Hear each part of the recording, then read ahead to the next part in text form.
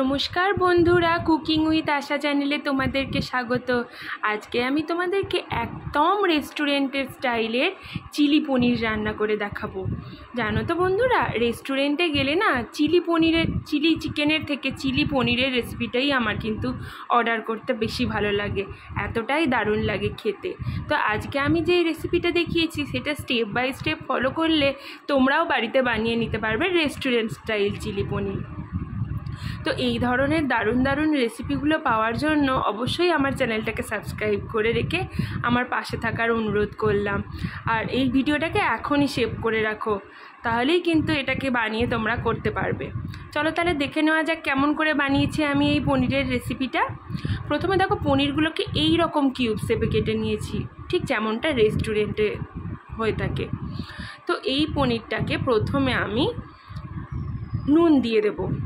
নুনটা তোমরা একটু আন্দাজ করে দিও, আমি হাফ টিস্পুনের থেকে একটু কম দিলাম। আর আমি দিলাম হাফ টিস্পুন মতো আদা রসুনের পেস্ট, দিয়ে দিলাম পাতিলেবুর রস, এতটা মানে 1 চামচ পরিমাণ পাতিলেবুর রস আমি দিয়ে দিলাম। আর দিয়ে দেবো 1.5 চামচ পরিমাণ কর্নফ্লাওয়ার। 1.5 চামচ পরিমাণ কর্নফ্লাওয়ার, এটা হচ্ছে 200 গ্রাম পনিরের মাপ। ঠিক এই মাপে করলেই কিন্তু পনিরটা খেতে খুব দারুণ হয়। এবার আমি দিয়ে দিলাম 1/4 টিস্পুন মতন লঙ্কার গুঁড়ো। এবার এটাকে ভালো করে পনিরের সাথে ম্যারিনেট করে নিতে হবে। পনিরটাকে না একটু আলতো হাতে ম্যারিনেট করতে হবে, কারণ পনিরটা খুব নরম হয় তো। আর এক্ষেত্রে যদি তোমাদের একটু শুকনো মনে হয় তাহলে কিন্তু একটু জলের ছিটে দিয়ে নিও এর মধ্যে। আমি অল্প একটু জলের ছিটে দিয়ে কিন্তু পনিরটাকে ম্যারিনেট করে নিয়েছি। এখন এটাকে আমি ম্যারিনেট হতে দেব আধ ঘন্টা মতো। এটা আমি ম্যারিনেট হতে দেব। এরপর দেখো, আমি একটা ননস্টিকের কড়াই বসিয়েছি পনিরটা ভেজে নেওয়ার জন্য। এতে আমি দিয়ে দিলাম সাদা তেল। সাদা তেলটা কিন্তু খুব ভালো করে গরম হতে দেব, গ্যাসের ফ্লেমটা বাড়িয়ে দেব, দিয়ে তেলটা কিন্তু খুব গরম হতে দেব, নইলে কিন্তু পনিরটা একদম কড়াইয়ের মধ্যে আটকে যাবে। খুব ভালো করে এখন তেলটা দেখো ধোঁয়া ওঠা গরম হয়ে গেছে। এই সময় আমি পনিরগুলোকে ছেড়ে দেব। পনিরগুলোকে দিয়েই কিন্তু একদম নাড়বে না, এক পিঠ হবে তবেই কিন্তু পনিরটাকে উল্টাবে, নইলে কিন্তু পনিরের কোটটা খুলে কড়াইয়ের মধ্যে আটকে যাবে। আর পনিরটা কিন্তু একদম কড়া ভাজবে, মিডিয়াম টু হাই ফ্লেমে গ্যাসের ফ্লেমটাকে রেখে দিয়ে কিন্তু পনিরটাকে ভাজবে। পনিরটা কড়া ভাজলে কিন্তু চিলি পনিরের স্বাদ অনেক ভালো হয় খেতে। তো এখন দেখো আমার একটা পিঠ ভালোভাবে হয়ে গেছে দেখে আমি পুরো উল্টে দিচ্ছি। এখন দেখো দুটো দিকই আমার খুব ভালোভাবে ভাজা হয়ে গেছে। এখন আমি পনিরগুলোকে কড়াই থেকে তুলে নেব।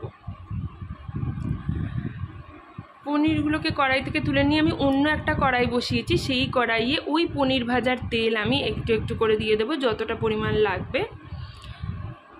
এখানে আরও কিছুটা পরিমাণ কিন্তু আমি দেবো, আর গ্যাসটাকে মিডিয়াম টু হাই ফ্লেমে রাখবো। আরও কিছুটা রিফাইন তেল, পনির ভাজার তেল আমি এর মধ্যে দিয়ে দিলাম। দিয়ে কিন্তু এবার ভালো করে তেলটাকে স্প্রেড করে দিয়ে প্রথমে আমি দেবো রসুন কুচি। আমি দিয়ে দেবো। রসুনগুলোকে এভাবে মিহি করে কুচিয়ে রেখেছি, রসুন কুচিটা আমি দিয়ে দেবো। তো এটাকে আমি কয়েক সেকেন্ড মতন ভাজবো, হালকা একটা কালার আসা অবধি কিন্তু আমি রসুনটাকে ভেজে নেব। এখন দেখো হালকা একটা কালার এসছে। এই সময় আদা কুচোনো আর কাঁচা লঙ্কাগুলোকে এইভাবে আমি একটু মিডিয়াম পিস করে কেটে নিয়েছি। এরকমটাই ঠিক রেস্টুরেন্টে হয়, তাই জন্য আমিও দিয়েছি। আদাটাকে একটু মিহি করে কুচিয়ে নিয়েছি, আর লঙ্কাটাকে এইভাবে দিয়েছি। তো এটাও আমি কয়েক সেকেন্ড মতন ফ্রাই করে নেব। কয়েক সেকেন্ড মতো ফ্রাই করা হয়ে গেছে। এখন পেঁয়াজগুলোকে এইরকম কিউব শেপে খুলে নিয়েছি, পেঁয়াজগুলো এবার এর মধ্যে দিয়ে দেব। আর ক্যাপসিকামগুলো আমি এরকম পিস করে কেটে নিয়েছিলাম, সেটাও আমি এখন কড়াইয়ে দিয়ে দেব। দিয়ে আমি মিডিয়াম টু হাই ফ্লেমে কিন্তু এটাকে নাড়তে থাকবো। ঠিক 1 মিনিট মতো। 1 মিনিট মতো হাই ফ্লেমে আমি এটাকে ভালো করে নেড়ে নেব।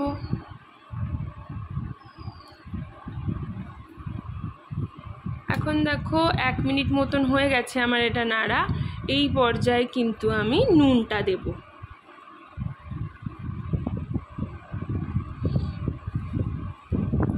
আমি দিয়ে দিলাম হাফ টিস্পুন মতো নুনটা তোমরা তোমাদের আন্দাজ মতো দিও। আর 1 চামচ পরিমাণ কিন্তু আমি চিনি দিলাম। তো চিনিটা এখানে কিন্তু দিতেই হবে বন্ধুরা, 1 চামচ পরিমাণ চিনি কিন্তু এই সময় দিতেই হবে।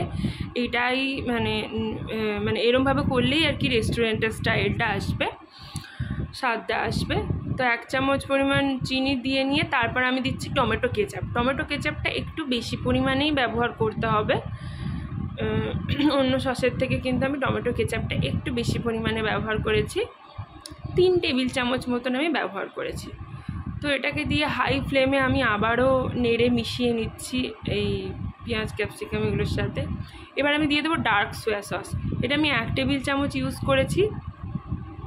এই ডার্ক সোয়া সসটা দিয়ে কিন্তু আমি নাড়তে থাকবো কয়েক সেকেন্ড মতো, কিন্তু আমি এটা নাড়বো। নাড়ার পরে কিন্তু আমি দিয়ে দেবো হাফ টিস্পুন মতন গোলমরিচের গুঁড়ো। গোলমরিচের গুঁড়োটা দিয়েও কিন্তু আমি এটা ভালোভাবে নাড়তে থাকবো গ্রেভির সঙ্গে।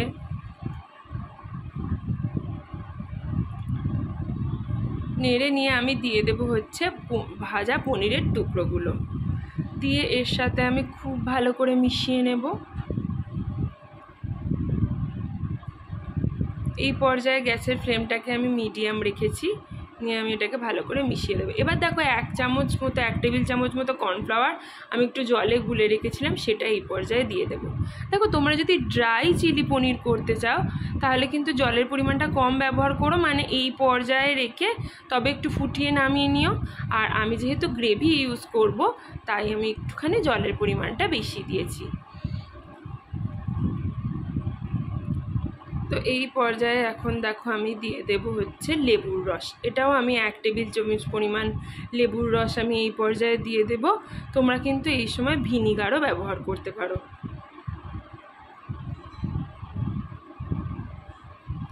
তো এখন একটুখানি ফুটে গেছে, হাফ মিনিট মতন ফুটে গেছে।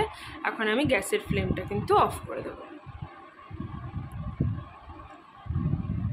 গ্যাসের ফ্লেমটা অফ করে নিয়ে আমি দেখো এখানে চলে এসেছি প্লেটে সার্ভ করার জন্য, নিয়ে চলে এসেছি। একদম ধোঁয়াটা খুব দারুণ লাগে এটা খেতে। এটা কিন্তু রুটি, লুচি, পরোটা, নান, লাচ্ছা পরোটা, ফ্রায়েড রাইস সবের সঙ্গেই খুব দারুণ লাগবে। অবশ্যই তোমরা কিন্তু এই রেসিপিটা বানিয়ে নিও, আর কেমন হয় আমাকে জানিও। আর এই ভিডিওটাকে লাইক, কমেন্ট, শেয়ার করো, আমার চ্যানেলটাকে সাবস্ক্রাইব করো, আর বেল আইকনটাও কিন্তু প্রেস করতে ভুলো না আমার নিত্য নতুন রেসিপির আপডেট পাওয়ার জন্য। ধন্যবাদ।